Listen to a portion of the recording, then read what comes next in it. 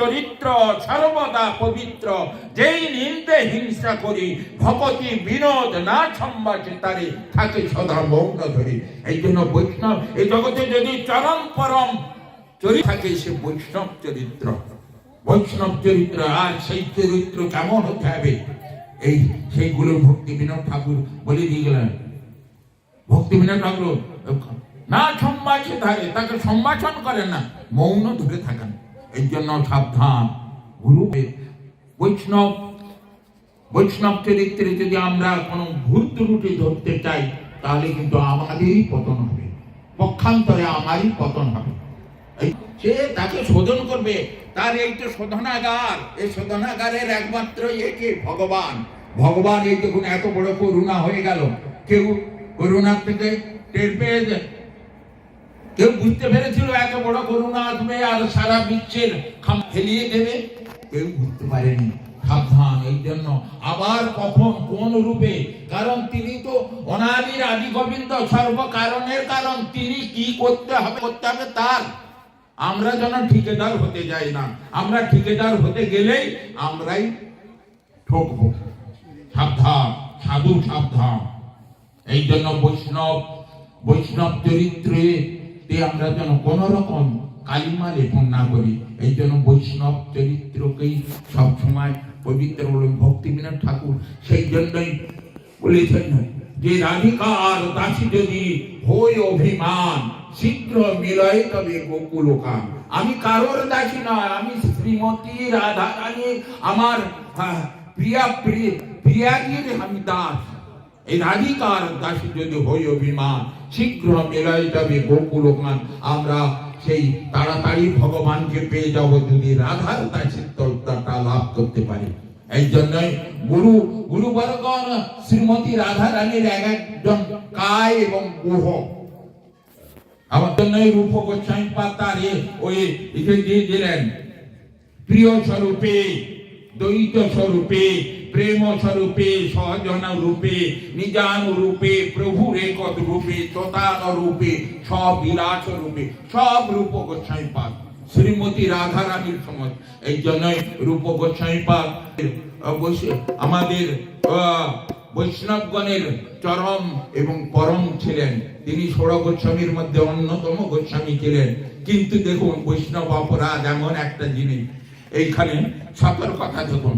একদিন তিনি কি করছেন, ওই কুসুম সরোবরে, তাড়াতাড়ি কুসুম সরোবরে তিনি ভজন করছেন। ভজন করতে করতে দেখলেন যে শ্রীমতী রাধা রানী কি করছেন না, পুষ্প চয়ন করতেন, করে ওইখানে সূর্যকুণ্ডে গিয়েছেন।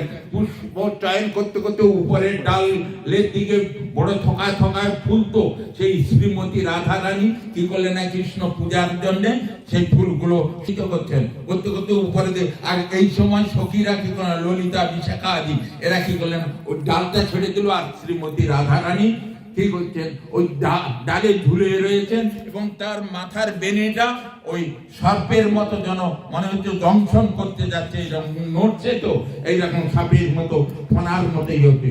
দেখে রূপ গোস্বামী পাদ ওইখানে বসে বসে কুসুম সরোবরে ভজন করছিলেন।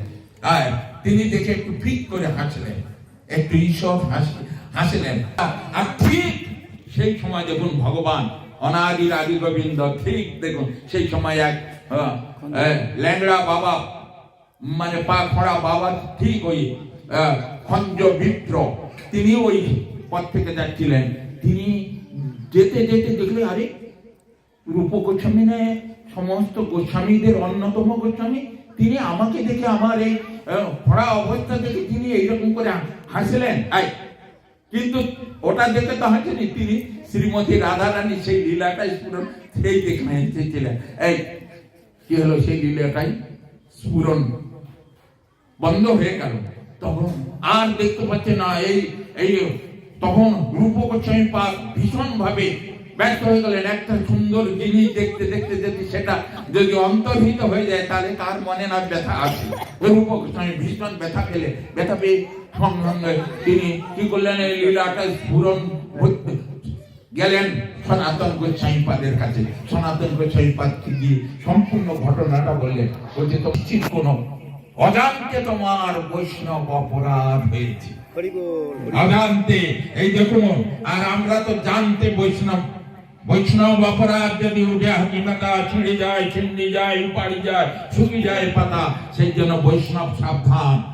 অজান্তেও দেখুন রূপ গোস্বামী পাদের মতো লোকের অপরাধ হয়নি, তিনি করেননি, কিন্তু অজান্তে ওই খঞ্জ বিপ্র যেহেতু তার মনে ব্যথা পেল, সেই জন্য লীলাটা স্মরণ একদম বন্ধ হয়ে গেল। তারপরে তিনি সনাতন গোস্বামী বললেন যে তোমার বৈষ্ণব অপরাধ হয়েছে বৈষ্ণবের চরণে। হ্যাঁ, তাহলে কি করতে হবে? বৈষ্ণব সেবা দাও। বৈষ্ণব সেবা দিলেন, বৈষ্ণব সেবা দিয়ে তাদের কিন্তু সেই খঞ্জ বিপ্র এলেন না। তখন বলে না, এই কে আসেনি এখনো তো। তখন বলে ওই ওনারই চরণে তোমার অপরাধ হয়েছে। তখন তিনি আবার নিজে গেলেন, গিয়ে সেই বিপ্রকে আবার ইয়ে করলেন যে আমি আপনাকে দেখে হাসিনি, আমি হেসেছিলাম এই সম্পূর্ণ যে ও তাহলে আমারই ভুল। আমি মনে করলাম আপনি বৈষ্ণবদের গোস্বামীদের অন্য কুটমণি, তা আপনি আমার খোঁড়া অবস্থা দেখে আপনি হেসেছেন, সেই জন্য আমি আপনার প্রতি মানে একটু রুষ্ট হয়েছিলাম। সেই জন্য বলে ও তাহলে সম্পূর্ণ। তখন দেখুন এইরকম বৈষ্ণবদের তখনকার ইষ্ট গোষ্ঠী হতো, কিন্তু আজকাল আমাদের সেইগুলোই আমাদের দুর্ভাগ্য। আমরা ইষ্ট গোষ্ঠী করতে চাচ্ছি না। ইষ্ট গোষ্ঠী যে যার শিষ্য হোক না কেন, কোনো কিছু হোক না কেন, কারুর কোনো কিছু করবেন না। ওই নিরন্তর কৃষ্ণ ভজন করাটাই আমাদের একমাত্র গুরু বৈষ্ণবের। গুরুকে এই দেখেছেন, আমার গুরু ভাইয়ের কথা বলবো না, যা হোক ইনি আচার্য হয়েও তিনি সমস্ত বৈষ্ণবদের একদম একদম ভূমিতে দণ্ডবধ ভূমৌ গো খরই। আমাদের বৈষ্ণবদের সকালবেলা উঠে গরু গাধা ঘোড়া সকলকেই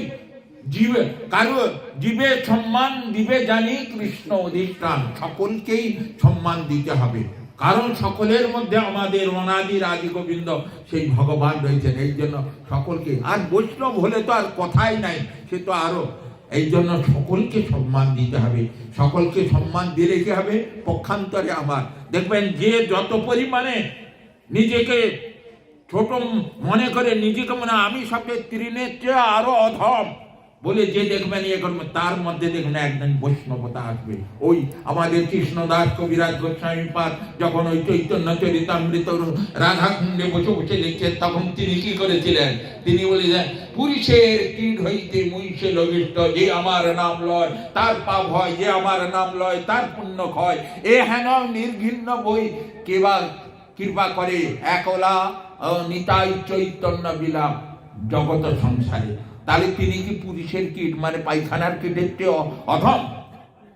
এইটাই হচ্ছে বৈষ্ণবদের দৈন্যতা।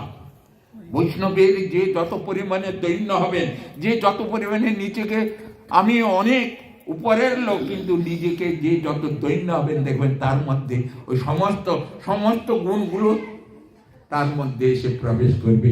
এই জন্যই বৈষ্ণব হওয়াটা অত মুখের কথা নয়। বৈষ্ণব সকলকে সম্মান দিবি, জীবে যা সম্মান দিবি জানি কৃষ্ণ। নিরন্তর আমাদের যেন কৃষ্ণ ভজন করতে করতে কারুর সমালোচনা, কারুর আমরা করবো না। আমরা নিরন্তর কৃষ্ণ নামের মধ্যে ডুবে থাকলে মহাপ্রভুর কৃপা আমাদের লাভ হবে। রূপ গোস্বামী পাদ দেখুন, যখন আবার সেই বিপ্রের কাছে ইয়ে করলো, তার সমস্ত ইয়েও দূরীভূত হয়ে গেল, আবার বৈষ্ণব সেবা। এই জন্য বৈষ্ণব সেবার অনন্ত গুণ। এই বৈষ্ণব সেবার দেখুন না, এই ও অদ্বৈত মহাপ্রভু তার পিতার সাধ্য পাত্রের কাছে দিলেন। এই জন্য বৈষ্ণব সেবার গুণগুলো বুঝতে হবে। সাধ্য পাত্রটা দিলেন, তুমি খাইলে হয় হরিদাস ঠাকুরকে, তুমি খাইলে হয় কোটি ব্রাহ্মণ সেবক। হে হরিদাস ঠাকুর, তুমি খেলে কোটি ব্রাহ্মণের সেবা হবে। এই জন্যই শ্রাদ্ধ পাত্রটাই হরিদাস ঠাকুরকে দিলেন। এই জন্য আমরা বৈষ্ণব চিনিতে না রে দেবের ঠাকুরকে। বৈষ্ণবের কৃপা ক্রিয়ামুদ্রা বিজ্ঞান বুঝয়। বৈষ্ণব চিনিতে না রে দেবের সকতি। বৈষ্ণবকে চিনে নেবো অত সোজা কথা? বৈষ্ণবের কৃপা। এই জন্য বৈষ্ণবের কৃপা যদি হয়, বৈষ্ণবের কৃপায় গুরুর কৃপায় গুরুকে চেনা যায়, বৈষ্ণবের কৃপায় বৈষ্ণবকে চেনা যায়, এবং মহতের কৃপায় মহৎ পদরজ অভিষেক, মহতের পদরজে যদি আমরা অভিষিক্ত হই, মহতের কৃপা বিনা কার্য সিদ্ধ নয়, কৃষ্ণ ভক্তি দূরে রহুক সংসার।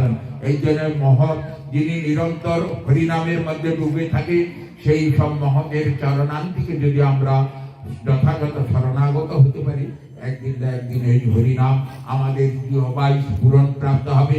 আমরা তখন নিতাই গরু গরুর প্রেমানন্দে ব্রজে যুগদণ্ড ধনের সেবা লাভ করে আমরা ব্রজে যাওয়ার অধিকার লাভ করব এবং ব্রজে যুগদণ্ড ধনের সেবা লাভ করে আমাদের নিত্য স্বরূপকে জাগ্রত করব। আমি যে প্রভুর দাস, বৈষ্ণবের দাস, সেইটা বুঝার অধিকারটুকু বৈষ্ণবগণ বুঝিয়ে দেবেন।